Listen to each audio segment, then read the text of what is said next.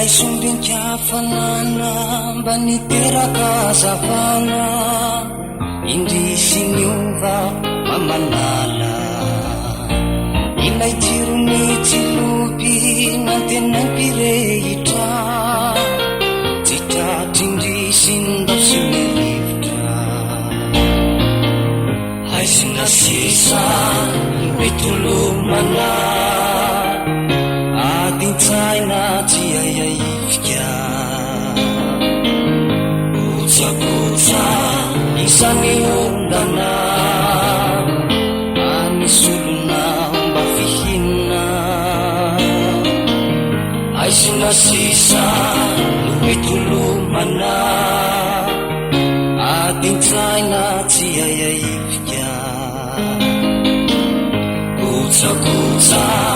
isany ondana anisolona mba fihinana anenao ray tokana asanao ray varotra fanetinay zimbolana manantenanao taratra ny tontolo mafesatra rafa ohatrany antsarako teo enao angaheria sitrany azolaizina aizareno asiko mifiainako zay rehetra tao mampanembonana aho sasamiariny ty ho efatrotraka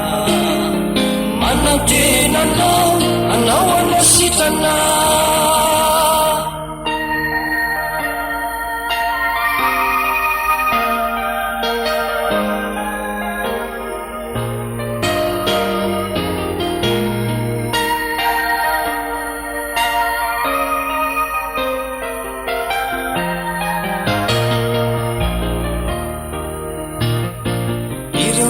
ny fampita ny fanindrandalana mivalo aminao mba hiverina ilay daty famatorana lasanao lavitra loatre mirirotra mafire kalao tapaka nofo amandra ka velona ia ny elaono mantsomara roye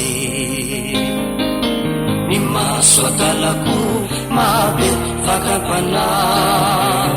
mibabako anao mba tsy hovony nofo amandra ka velona ia ny elaono mantsomara roye ny maso akalako